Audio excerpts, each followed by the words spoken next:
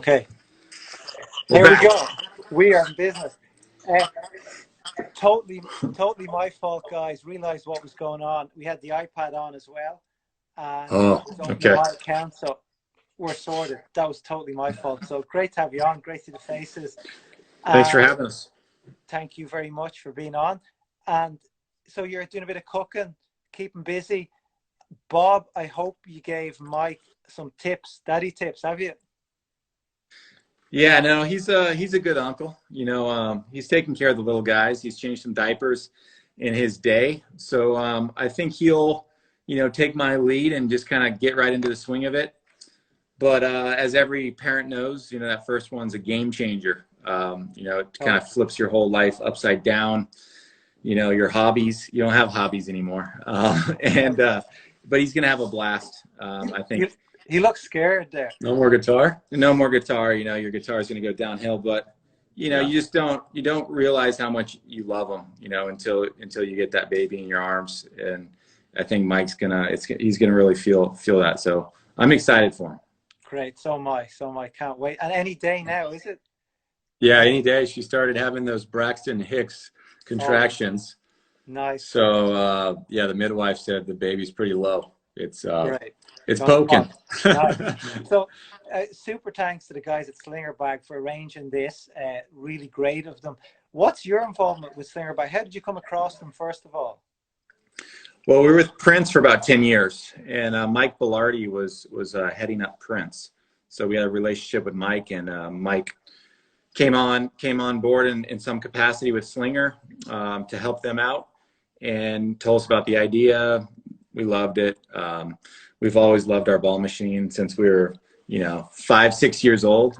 It's just a way you can go out there and work on your strokes and your reps, get your reps in by yourself, when no one's watching, early in the morning, late at night. And then, it's a huge bag, so you can store all your stuff. I always travel with a massive bag of little tiny rackets, orange dot balls, green dot balls. And this is a place you can throw it all in there. So it's a one-stop shop, and it throws some nasty spin, man. It, If you want to get does. ready for Nadal, at the French Open, this thing can bring the spin. It's wild. I noticed that we have one here, and the kick off it is ridiculous. Yeah, I, yeah, yeah. It took us a little while. We were trying to take it early, yeah, and it has some nasty spin. Yeah, it makes you better, because if you can hit those balls, those are like Nadal, just full RPM. And if you can take those early, then you're ready for the tour. That's for sure. so if you want to beat Nadal, you get yourself a Yeah, Slinger Bag. yeah. And tell me, so I'm just going to go through some of the questions here that were left by our fans during the week who are eager to ask you. Uh, let's let's start here. Who's better? Who's the better player? Great question. Well, we did go out to this. There's a little court across the street. We jumped the fence. We break in, and we actually played some singles the other day. Oh, nice. Um, it's probably what blew my hip out. Is playing all these singles at this ripe age of 40. But we like to play, tiebreakers every day. We go out there. It's just we usually warm up for 5 minutes, and I got the better of him a couple days ago. 6 in a row. Yeah, Six but Oh, breakers in a row. you're doing all the running though. That's I what. was running, but I was winning, so I'll Yeah, do whatever it I'm takes. sending you straight to the surgeon. do you have like a Maybe. lifetime? Do you have like a lifetime record? Like I'd mine. probably say I'm up lifetime. I'd probably say I'm up That's 20,000 to 18,000.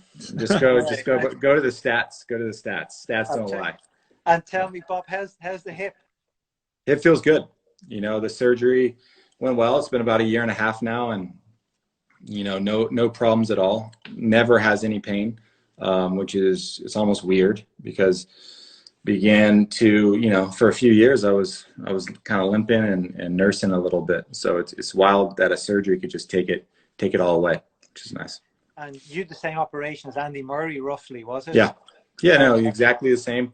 It's called a hip resurfacing with an artificial implant, and they just kind of chop the top off your femur and put a metal ball and a metal cap, and you're as good as new. So, nice. but yeah, I mean, his recovery was amazing. You know, he came back. He was playing Wimbledon doubles, I think, 5 months after his surgery, which is it defies all the odds. You know, they usually say this is about 9 months to a year. But yeah, I mean, everyone saw him, you know, struggling in that query match at Wimbledon, where he started limping, and then, you know, it kind of deteriorated from there. He did everything he could. Just, you know, I tried everything as well, but I think, you know, you can't regrow cartilage, and once it gets worn out, you got to try some alternative methods. Yeah, sure. And are you two guys like best mates now? I mean, yeah, we're pretty tight. Yeah. We like to hang out once in a while. Me and you, or me and Andy? Oh yeah. Andy. I was saying me and Andy. Yeah. We're strangers. No. Yeah. But yeah, no, we talk every now and then. You know, he's from all I know, you know, he's feeling okay, and you know, this break probably gives him a little time to heal up that injury, and hopefully we see him back out there, because, you know, we're huge fans of him. I know you are, and he's a great guy to have out there. So it's good for our sport. Great, yeah. It's all good. And there's two big questions people are here for really today. And one is who's going to win the Slinger Bag, and two is what's the deal with you guys? Have you made any plans if you're going to extend your career another year, or? Yeah, we'll see how the hit goes later today. No, I mean, we wanted to finish at the U.S. Open, but yeah, I mean, it's looking dicey. The summer hardcore seasons, it's probably 50-50, if maybe less now. We would have loved to play, you know, the Wimbledon again, the French again. We love Indian Wells, Miami. That was, you know, we were looking forward to that one. But yeah, I mean, right now we're hanging loose and just playing it by ear. We haven't really talked much about it, but I mean, it is on the table if we don't get a finish with a last match anywhere. I mean, our last match was in Honolulu in Davis Cup. We won it, which is nice, but we would love to play again, and you know, say our goodbyes to the American fans. You know, but we'll see how this shakes out. You know, there's Scupper right here. What's up? Neil Skupski. Oh, Neil, we just did a podcast recording with him this morning, so he's a good guy. Oh yeah, good dude. He's making your life a bit miserable. Yeah, that's right. yeah. So we just get through here. Bob, one question. I did see. I was at Roland Garros last year in the fancy players there, and I saw you with your family and kids. Yeah.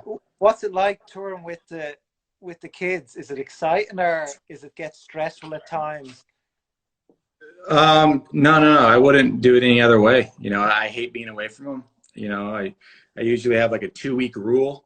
And then I try to get home as much as possible. When they're out of school, you know, they travel all summer. Yeah, Mike's never going to see what that's like, you know, now that we're shutting it down pretty soon. But, you know, it's wild, you know, having the baby sleep in the bed with you, and you got to go to sleep earlier because you're going to get woken up a few times during the night. With one, it was easy. With two, a little more of a challenge. You know, then we started bringing a nanny. And then 3 is, you know, it's just whatever. You just roll with it. It's not easy. I got some gray hairs here, as you see. I can see that, yeah. But Mike's okay. Yeah, a couple days. Mike's still looking good. But yeah, no, I love hanging out with the family. It's just we're doing everything on the road. Michaela's taking, you know, music lessons through Zoom, and you know, we're trying to hit balls with them every now and then, but we got scooters in our bag.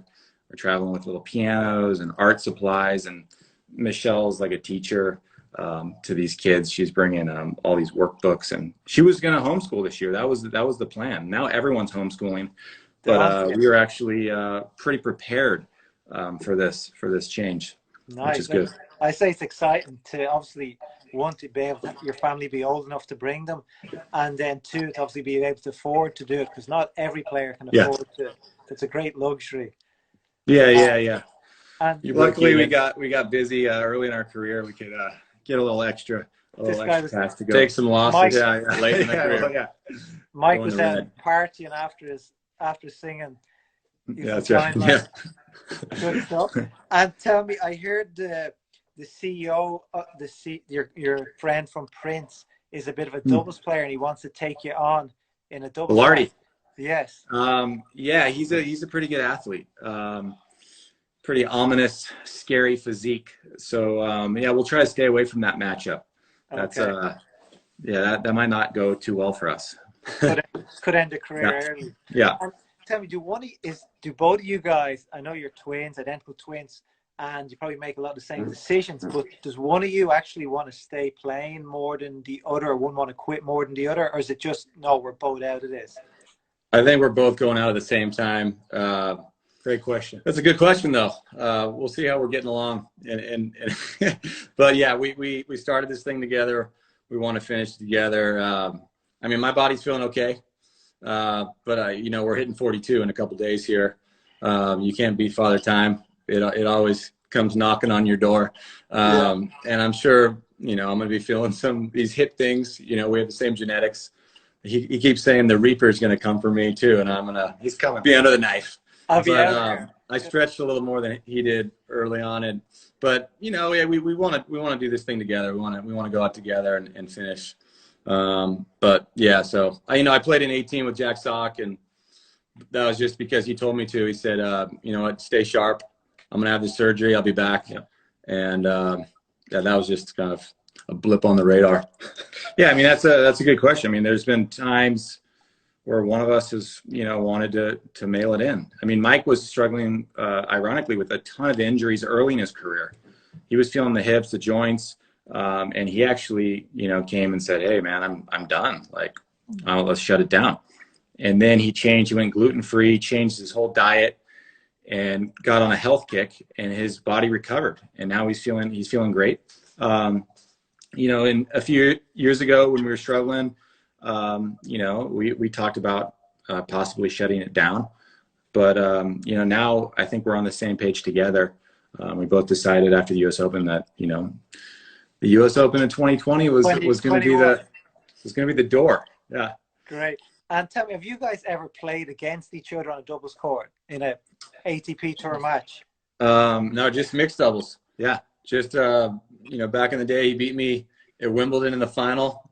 I took him out in the U.S. Open final. Okay, share it. So that's a funny story because during that Nadal-Federer epic at Wimbledon, I think it was in 08, where they played rain delays, darkness. They played into like the twilight. We were the mixed doubles final to follow that match. Oh, God. And when it started getting dark, they threw us out on court one. And we were playing to just the ushers. There was literally like 4 people in the crowd. We could hear the crowd erupting on Murray Mound or Hinman Hill. And we were trying to like tune in to see what's going on in that match because we were like enthralled by the action on center court. Mm-hmm. And by the time we got to the second set, it was pitch black on our court. We could not see the serve.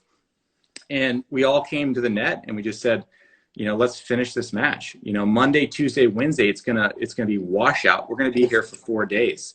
So luckily, Mike and his partner, Sherbatnik, agreed to finish it out because we were up a break. And there was no seeing the return. Like we were just whiffing balls. And yeah, because you see in the pictures with Nadal and Federer after that match, it was dark. They needed the flash. We were 45 We played minutes for another 45 minutes. Wow. It was, I mean, it was being lit by the moon. You know, it was insane. Pretty romantic. Yeah. But that's it. No ATP matches. We've never played each other. We played a couple singles matches early in our day. Oh yeah. Was there a bit of a singles career to start, or was it just? No. It was yeah. I mean, like just like all juniors do. You know, we played heavy junior singles and doubles every week. You know, we loved the doubles because it just gave us another shot at getting a trophy. You know, we were just little guys, trophy collectors.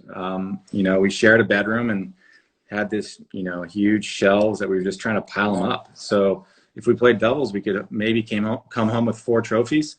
But yeah, I mean, I was number 1 in the nation in the juniors, and Mike was right around there, 4. No, it was 3. And then in college, you know, we had good college careers. Yeah. You know, he actually went undefeated in dual matches his sophomore year at Stanford. You know, I won the NCAAs, and we came out doing a little bit of everything, singles and doubles. our doubles was more advanced, just from all the reps and experience we had playing together. We were winning matches on the tour. You know, we beat the Woodies. Maybe it was fluky early in our career. It was right kind of at the tail end.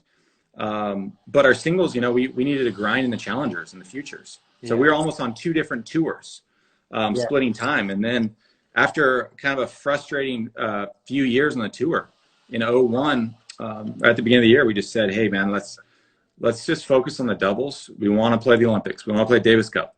You know, this is what we love to do.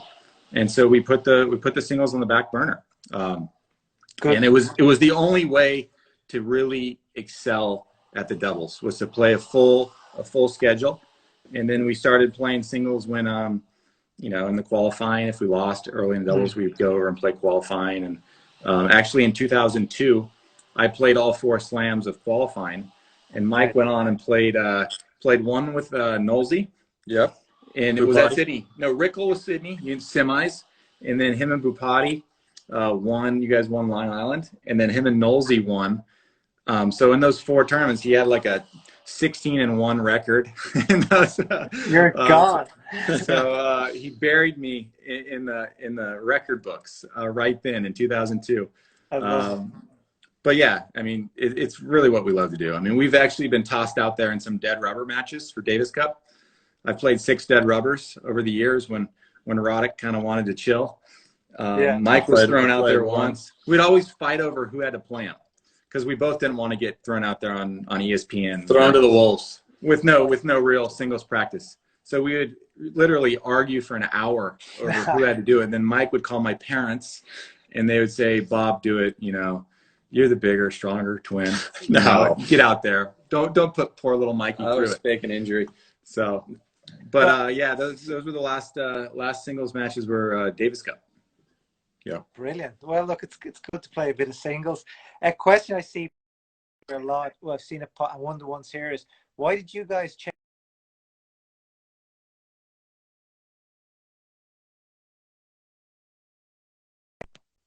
We got.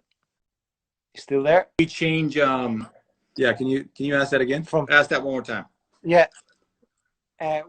Why did you guys change from Prince to Babolat?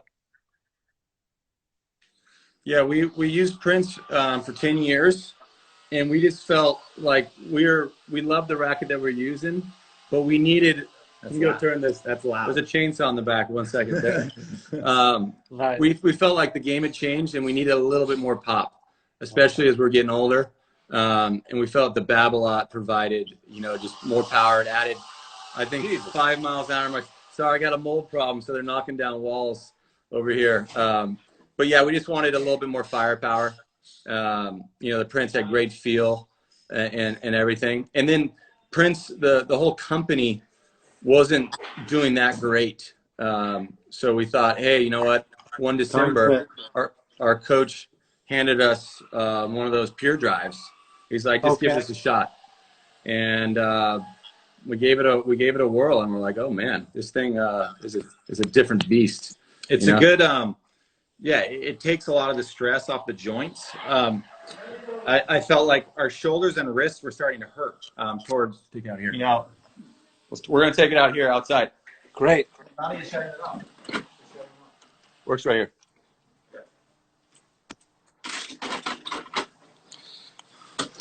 Okay. Great. Are you there? We're good. We're good. And, yeah, we were starting to feel like some stress in the wrists and the shoulders from that Prince racket, because it was pretty stripped down on tech. It was kind of like an old Prestige from back in the day. So we were really struggling to get that extra zip and to shape the ball, especially in the heavy conditions. So the Pure Drive just took away all that pain, and we were able to get that extra pop. And we mix it with like a Babolat gut that we use in the main strings, which is really soft. It's really lively. And then we have the Solinco Hyper G in the cross strings, which feels great. We've used a lot of polys in our day, but this one is it does have that playability that sometimes the polys can lack. You know, sometimes you lose that that touch if you go all plastic string. So. Okay, good. It's a good mix. It's a good mix. And which one is it, Mike? You're into the biohacking, is it? Yeah, I love the biohacking. You know, I got the light therapy in here. I like to go the cold plunge. I got the infrared sauna. I like it. You know, I felt like it's helped me extend my career a little bit. Feel good. I'm getting ready for the baby, so I need a lot of energy. So yeah, Bob doesn't do so much of it. I do some of it. Hence the metal parts. You can see that. Six But pack, you know, six pack. I love it. I'm kind of geek like that. You know, And you track I'm not a stranger to taking all that's supplements. going to go away once the baby comes. You don't have 12 hours a day to spend on your I got a lot of time. Skin and your hair. Hey. I did the worst thing ever. We had our first child there just before Christmas, and I bought my wife a sleep tracker for Christmas. Do not give your wife a sleep tracker. No, I'm always a little worried when I hook up my phone to my Oura ring in the morning. I'm like, please give me some good sleep. And then if it gives me a bad reading, ruins my day. No. Just don't try. Those are brutal. Yeah, they psych you out. You know, you could just kind of like, it sets you off down a slippery slope of a horrendous day if you get 4 hours. If you see like a 95 on your Oura ring, then you're pumped for the day. Yeah, I know. Like, what did I do yesterday? What? And I try to recreate it, and it never works. I think it goes in cycles. Like, you'll get like one really good night, and then you'll be crap for a couple, and then you'll rebound. I haven't figured it out. I've had it for a year. Maybe that's just hitting your 40s. Yeah, that's true. But okay, it's not getting better. A few more questions here, and we let you. Well, somebody has a cooking course tonight. Is somebody giving a? I got a cooking course in a half hour. Oh, great! On Taste of Tennis. What are you cooking? I'm cooking a Slovakian dish. My wife is Slovakian, so we're doing some special meat dish with pickles and mustard and bacon. Okay. It's actually really good. Great. Well, not really. Not really. I'm good. Just some burgers and pizza. I'll go down to In-N-Out Burger in a second. Nice. Come back with a milkshake and some fries. Love it. Okay, let me go through 119 tour titles.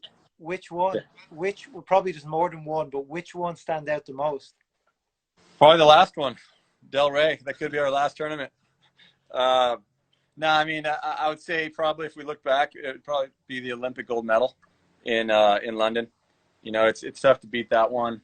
You know, that just felt extra special. And then, you know, Davis Cup, playing for your country and your teammates.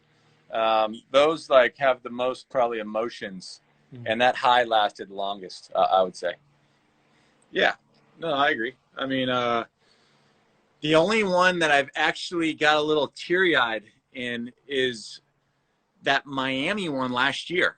I think because of the surgery and not knowing if I was going to come back, and then getting it back out there with Mike being a little extra patient with me as I kind of got my footing. But yeah, just winning that title in the backyard in front of the family and friends and having my kids run out on the court, it all hit me. You know, I tried to keep it together in the trophy ceremony, but when I got off the court, I got a couple tears flowing out of that one. No way. Yeah. That's what you want. That's how much it means to you. And tell me, what's your trophy cabinet like these days? Yeah, it's strong, quite strong. No, it's it's okay. I mean, I still have some. I just moved into this place, so there's the gold medals with my best friend in a safe somewhere. I got most of my Grand Slams up. They need a little polishing, but yeah, I mean, in here, if we go over here and we look in, I don't know. Can you see in there? There's a few. I think those are. Yeah. Let's see. Let me knock on the door here and see. Are they the real? Are they the real ones, or did they give you the smaller ones? Yeah, they're usually no, they're replicas. Wimbledon used to make a really small one that they'd give you. Well, no. Now they're full size. The thing is, Wimbledon, they make a tiny one for your first one. Okay. And then your second one, it goes up like 30, 40%. I don't know what the formula is, but then when you hit 3, it gets like massive. Okay. And then if you hit this four, this jerk won 4, and yeah, it's like it's the real size Wow, of the memorial trophy. So Yeah. it's the least that you guys deserve. Ollie Marark, what's up, Ollie? Tell me, do you know a friend of mine, Dave O'Hare? Oh Yeah. yeah. We played him. That guy at Memphis, Him and right? Salisbury. Yeah. I think they were still at the University of Memphis at the time. We played them when they were young lads. Yeah, they were only young lads, and he's a good friend of mine. Yeah, he's a good dude. He's coaching Salisbury, right? He Was is he coaching? not Salisbury. not this year. That ended in December. Okay, yeah. We see him on tour a little bit. Yeah, he's a good lad. So amazing. Good ping pong player. Oh yeah, he beat me in ping pong at the Open. Yeah, he won the. He's won good. the title there. He is good. He talks about that a lot. But okay, a couple more questions, lads. One is, where's it gone here? Sorry, here we go. You guys hand delivered a slinger to somebody a couple of months ago. Yeah. What was that? Yeah, that like? was cool. What was the reaction like? Yeah, that was fun. We drove down to like South Miami. It was raining, and we just knocked on a couple people's doors and surprised them with these Slinger bags. They had been expecting the bag, but they weren't expecting us to show up on their doorstep. They knew who we were. They're big tennis fans. We got to spend a second chatting with them. It was cool. One of the houses there might have been like 30 people there. And so, we got to go in the house, just kind of shoot the crap, talk tennis with them, which was really cool. Great. And tell me, if you could gift the Slinger bag to somebody right now, who would it be? It would be Skubsky if he's still on. No, so let's get the winner. Do you have the winner? Yeah, let me get the winner. Okay, wait. Slinger bag. Let's pick the winner. I'm going to tell you who the winner is real fast. Wait, let me go to my text message. Don't leave. Guys, Bob's going to tell us the winner right now. And hey, Regina, how's it going? Big thanks to Regina for all the great. Okay. The winner. I'm back. I got the winner. Let's go. I got the winner. It's this dude named Derek Taylor. So Derek Taylor is the winner. I will Instagram his handle right after this. So if he's not watching, he can get a heads up.